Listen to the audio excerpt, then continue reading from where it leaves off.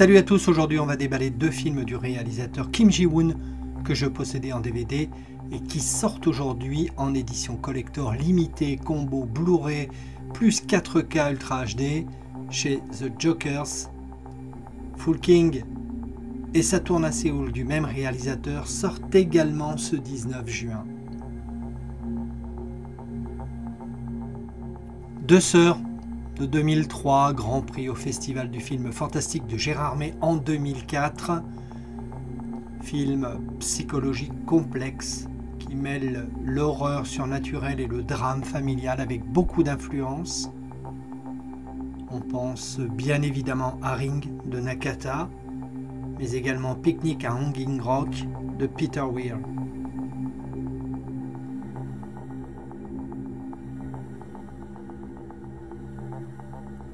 C'est aussi très librement inspiré d'un conte coréen.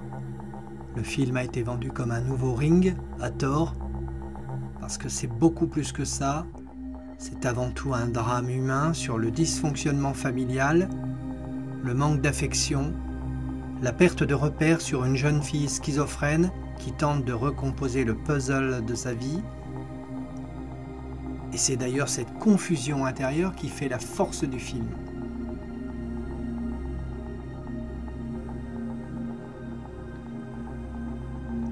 Une édition Digipack de disques, UHD et Blu-ray. Piste audio en coréen et en VF. DTS HD Master Audio 5.1.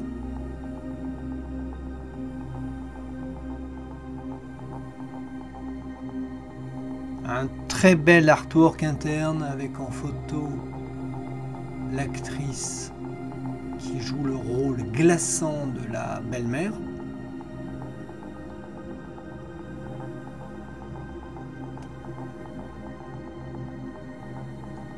De nombreux bonus, certains repris de l'ancienne édition DVD.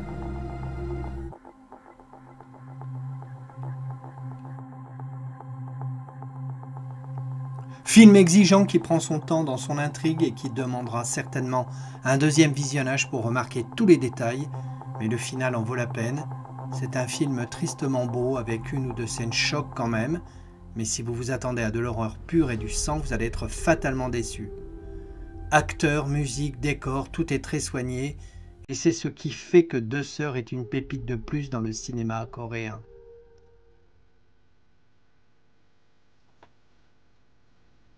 Bittersweet Life, présenté en sélection officielle au Festival de Cannes hors compétition et en compétition au Festival du film asiatique de Deauville en 2006.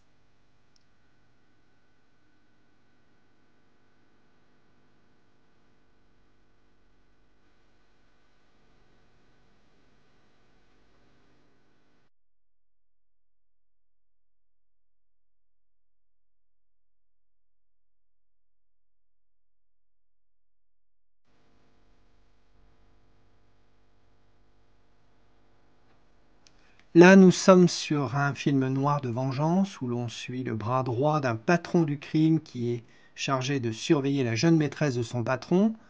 Il se retrouve captivé par sa beauté, ce qui le conduit à prendre des décisions qui vont bouleverser sa vie. Le film s'inspire des films noirs américains d'après-guerre des années 40 et 50, tout en empruntant également beaucoup à la nouvelle vague française de longs métrages inspirés des gangsters.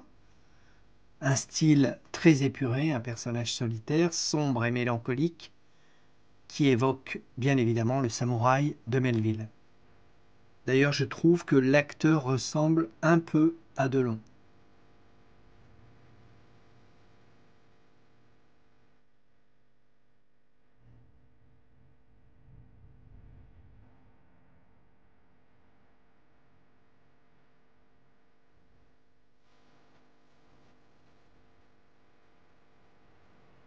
C'est avant tout l'histoire d'une mort et d'une résurrection, d'une passion et d'une vengeance.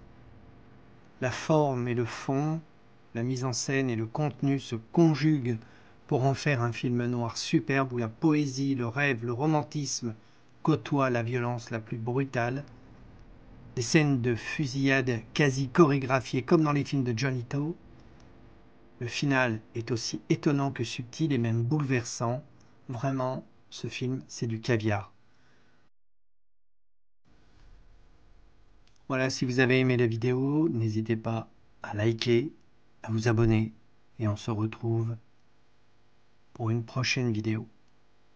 À bientôt.